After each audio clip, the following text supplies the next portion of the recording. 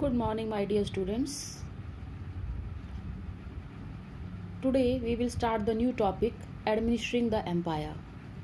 We are doing chapter 2 Kings, Farmers and Towns of your history textbook Themes in Indian History Part 1.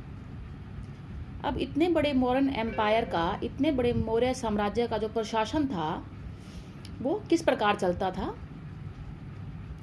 There were 5 major political centres in the empire. पूरे मौर्य साम्राज्य में मुख्य रूप से 5 जो थे वो सत्ता के केंद्र थे. जो पॉलिटिकल पावर थी वो 5 सेंटर्स के अंदर जो थी केंद्रित थी. वो कौन कौन से थे? द कैपिटल वॉज पाटलिपुत्र, जो मॉडर्न डे पटना है, राजधानी Pataliputra, and the provincial centres, और कुछ प्रांतीय केंद्र थे जिसमें तक्षशिला, उज्जैनी, तोशाली एंड सुवर्णगिरी के नाम आते हैं. These all 4 provincial centers including the capital Patliputra, they are mentioned in the Ashokan inscriptions. इनका अशोकन अब के जो अभिलेख हैं अशोक के उसमें उनमें भी जिक्र आता है.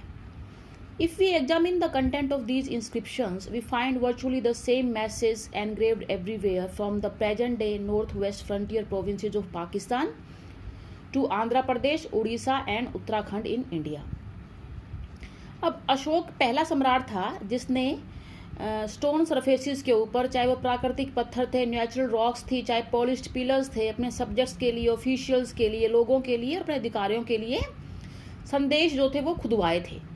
अगर हम इन संदेशों को, इन अभिलेखों पर जो संदेश हैं, जो कंटेंट है, उनका निरीक्षण करें तो हमें मिलेगा कि पूरे एम्पायर में, चाहे पाकिस्तान के हम उत्तर पूर्व में देखें, आंध्र प्रदेश चले जाएं, उड़ीसा के तटीय क्षेत्रों में चले जाएं, उत्तराखंड चले जाएं, जहाँ जहाँ मौर्य साम्राज्य फैला हुआ था वहाँ इंस्क्रिप्शंस के जो संदेश थे, अभिलेखों के जो मैसेजेस थे वो सब सेम थे. उनका कंटेंट सेम था. Same kind of messages were engraved everywhere throughout the empire. Now could this vast empire have had a uniform administrative system. अब इतना बड़ा एम्पायर है, इतना विशाल साम्राज्य है, क्या पूरे साम्राज्य में एक ही समान प्रशासनिक प्रणाली थी? Historians have increasingly come to realise that this is unlikely. इतिहासकारों को अब ऐसा लगने लगा है कि ये ऐसा संभव नहीं हो सकता, because the region included were too diverse. इतने बड़े एम्पायर के अंदर इतने बड़े क्षेत्र थे, वो इतने अलग अलग थे. अफगानिस्तान पहाड़ी है, उत्तराखंड भी पहाड़ी है, उड़ीसा क्या है, तटीय क्षेत्र है. कंट्रास्ट जो है हिली टेरेन ऑफ अफगानिस्तान है और कोस्ट ऑफ उड़ीसा, तो जोग्राफिकली डिफरेंट हैं, जोग्राफिकली, कल्चरली भी डिफरेंट मिलेंगे, एथनिकली भी डिफरेंट मिलेंगे. So it is not possible कि एडमिनिस्ट्रेटिव सिस्टम सेम रहा हो इतने बड़े एम्पायर का. हिस्टोरियंस को ग्रेजुअली, धीरे धीरे बात जो है रियलाइज हुई है, समझ में आई है. It is likely that administrative control was strongest in areas around the capital and the provincial centers. जो राजधानी है और जो प्रांतीय केंद्र है, जहाँ पर सत्ता केंद्रित थी, जो सत्ता के मुख्य केंद्र थे, वहाँ पर प्रशासनिक नियंत्रण सबसे मजबूत था, सबसे ताकतवर था. नेचुरल सी बात है, क्योंकि यहाँ से जो था पूरे एम्पायर को कंट्रोल किया जाता था. These centers were carefully chosen, both Taxila and Ujjaini being situated on important long distance trade routes. अब ये जो प्रोविंशियल सेंटर्स का चुनाव किस प्रकार हुआ कि इन्हीं को चुना जाए, ये इनको बहुत ध्यानपूर्वक, बहुत सारे फैक्टर्स को दिमाग में रखकर चुना गया था. स्ट्रेटजिक जो है वो फैक्टर जो होते हैं, जैसे तक्षशिला और उज्जैनी हैं, दोनों जो हैं लंबी दूरी के यातायात के मार्गों पर आते हैं, मुख्य केंद्र हैं. और जो सुवर्णगिरी है वो कर्नाटक के अंदर, वहाँ पर जो है गोल्ड ओर्ज है, सोने के अयस्क है, वहाँ पर गोल्ड माइनिंग का सेंटर था. ये सुवर्ण मैंने सोना और गिरी मैंने पर्वत, सोने का पर्वत, गोल्डन माउंटेन इसका मतलब है. तो ये स्ट्रेटजिकली इम्पोर्टेंट सेंटर्स हैं. कोई ट्रेड रूट में इम्पोर्टेंट पड़ता है, कोई रिसोर्सिस के पॉइंट ऑफ व्यू से इम्पोर्टेंट है, तो इसलिए इन प्रोविंशियल सेंटर्स को चुना गया. अब look at this map. In this map what is being shown कि पूरे जो मौर्यन एम्पायर था, जो इंडियन सब कॉन्टिनेंट में, वहाँ पर अशोकन इंस्क्रिप्शंस वो कहाँ कहाँ पाई गई हैं, अशोक के अभिलेख कहाँ कहाँ पाए गए हैं. इसमें 3 सिंबल यूज किए गए हैं. रेड ट्रायंगल, एक पर्पल कलर का स्क्वायर यूज किया गया है, ब्लू कलर का सर्कल यूज किया गया है. जो रेड ट्रायंगल है वो मेजर रॉक एडिक्ट्स हैं, यानी कि रॉक्स के ऊपर जो है अभिलेख लिखे गए हैं, इनको शिलालेख बोलते हैं। ये महाशिलालेख हैं रेड वाले, जैसे कि मनसेरा, शाहबाजगढ़ी, कंधार, कंधार अफगानिस्तान, इधर सन्नाटी साउथ इंडिया में सोपारा, गिरनार, गिरनार तो बहुत फेमस है गुजरात, और इधर कलसी, और इधर देखो जाऊगढ़ा एंड शिशुपालगढ़। और जो ये ब्लू पर्पल सर्कल है ये माइनर रॉक एडिक्ट्स हैं, लघु शिलालेख हैं। ये बहापुर है, बैराट है, भाबरू है, ये आ गए। और ये सारे देखो यहाँ पर कितने सारे हैं साउथ इंडिया में, ये सारे के सारे माइनर रॉक एडिक्ट्स हैं। ये जो ब्लू सर्कल है सांची, ये ना स्तंभ शिलालेख हैं, यानी कि पिलर्स के ऊपर अभिलेख लिखे गए हैं। सांची के तो बहुत फेमस है, शुरू में चैप्टर के शुरू में सांची वाला जो भी इंस्क्रिप्शन उसी की इमेज है। ये गुजारा, कोशाम्बी, हरारूरा, ये इधर वाले पार्ट में है, गंगा के प्लेन में, गंगा वाले प्लेन में ना पिलर इंस्क्रिप्शन ज़्यादा है। सो इस मैप में मेजर अशोकन इंस्क्रिप्शंस का स्प्रेड डिस्ट्रीब्यूशन दिखाया गया है।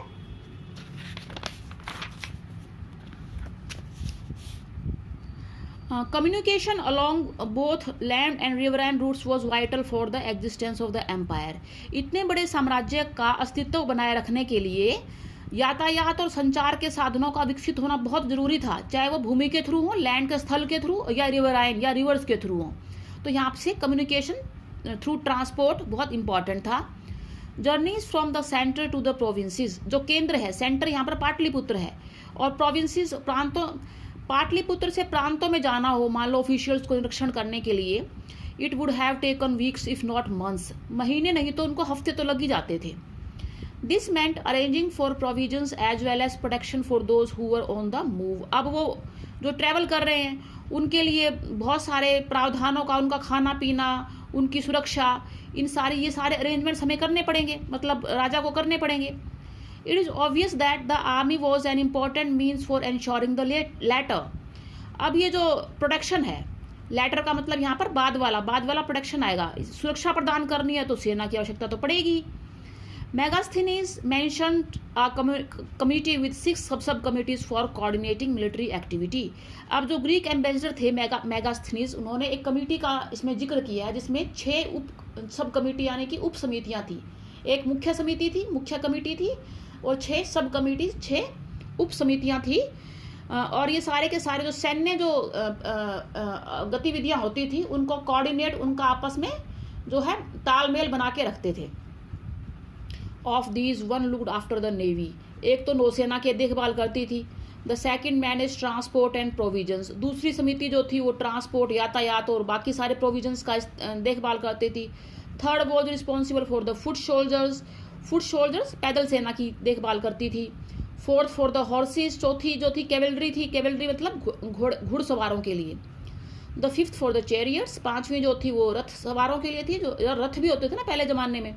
And the sixth for elephants, और छठी हाथी भी होते थे सेना में पहले जमाने में। छठी समिति हाथियों के लिए थी, द हाथियों की देखभाल के लिए थी। The activities of the second सब कमिटी वर रादर वेरिड, तो दूसरी सब कमेटी थी कौन सी थी, ट्रांसपोर्ट और प्रोविजंस वाली। इसकी जो गतिविधियां थी वेरिड थी, भिन्न भिन्न प्रकार की थी। Arranging for bullock carts to carry equipment, बैलगाड़ियों का प्रबंध करना कि उपकरणों को ले जाया जा सके। प्रोक्योरिंग फूड फॉर सोल्जर्स, सेना के लिए भोजन का प्रबंध करना। एंड फॉडर फॉर एनिमल्स, अब घोड़े हैं, हाथी हैं सेना के अंदर, इनके लिए चारे का प्रबंध करना। And recruiting servants and artisans to look after the soldiers, अब सोल्जर्स जा रहे हैं, खाना बनाना है, बहुत सारी चीज़ें हैं, इनके लिए जो है नौकरों का, सेवकों का और आर्टिजन्स शिल्पकारों का भी जो है इनको नियुक्त करना। शिल्पकारों की जरूरत पड़ती होगी वहाँ पर, कैसे पड़ती होगी, थिंक अबाउट इट। सेना के अंदर आर्टिजन्स की जरूरत कैसे पड़ती होगी, मिलिट्री के अंदर शिल्पकार क्या करते होंगे, शिल्पकार मूर्तियां बनाते हैं, सुंदर सुंदर चीजें बनाते हैं। Ashoka also try to hold his empire together by propagating dhamma, very important. Dhamma के बारे में डिटेल में आएगा। धम्मा जो अशोका जो थे वो बाद में जो थे बुद्धिज्म के बहुत बड़े फॉलोवर बन गए थे। कलिंग की बैटल के बाद उन्होंने जब नरसंहार देखा तो उन्होंने सोचा कि अब मैं आगे से युद्ध नहीं करूंगा, और नॉन वायलेंस की फिलॉसफी जो बुद्ध ने दी थी उसको पूरी दुनिया में प्रचार प्रसार के लिए पूरा उन्होंने बहुत एफर्ट्स किए। तो उन्होंने धम्मा जो है एक प्रिंसिपल्स हैं जिसमें हमने पिछले वीडियो में भी पढ़ा था ना कि रिस्पेक्टिंग द एल्डर्स, और भी बहुत सारे प्रिंसिपल्स हैं, नियम हैं, उनको फैलाया। जहाँ पर भी उनको we have seen simple principle and virtually universally applicable, बड़े सरल से थे और उसको सब जगह हम लागू कर सकते थे। This according to him would ensure the wellbeing of people in this world, यानी कि दुनिया में लोगों के कल्याण के लिए इन नियमों का पालन किया जाना चाहिए, इन नियमों को लागू किया जाना चाहिए। And the next word also, और बाद की दुनिया में भी। Special officers known as dhamma mahamatta नाम के विशेष अधिकारी लगाए गए to spread the message of dhamma, और ताकि पूरी दुनिया में धम्मा के संदेश का धम बोलेंगे इसको, धम के संदेश का जो है प्रचार कर सके। धम्मा इंग्लिश में बोलेंगे, धम हिंदी में बोलेंगे। अब ये देखो बॉक्स देखो इधर, किंग्स के ऑफिशियल्स क्या करते थे, इसको पढ़ना बेटा। लैंड को मेजर करना, रिवर्स का निरीक्षण करना, भाई नदियों का सुपर इंटेंडेंस उनकी, जैसे कि इजिप्ट में करते थे, मिस्र में भी ये काम करते थे, यहाँ भी करते थे। और जो मेन कैनाल्स हैं उनकी ब्रांचेज हैं, उनके गेट्स का बड़ा इंस्पेक्शन करते थे, जहाँ से वो पानी निकलता था, ताकि सबको बराबर की सप्लाई मिल सके। और बाकी जो थे वो हंट्समैन, शिकारियों का भी जो है उनको देखते थे, शिकारी जो हैं किस तरह से शिकार कर रहे हैं, उनके जो शिकार होते थे उनके हिसाब से उनको रिवॉर्ड करते थे, दंड देते थे, टैक्स इकट्ठा करते थे वो। और ऑक्यूपेशंस कनेक्टेड विद लैंड, जो भूमि पर जो जितने भी पेशे थे ना, लोग प्रोफेशंस थे, उनका निरीक्षण करते थे ताकि टैक्स वगैरह अच्छी तरह से इकट्ठे किए जा सके। वुड कटर्स हो गए, कारपेंटर्स, ब्लैक स्मिथ्स और माइनर्स जो है, ये सारे के सारे जो ऑक्यूपेशंस थे इनका भी निरीक्षण वो करते थे। In next video I will discuss how important was the empire.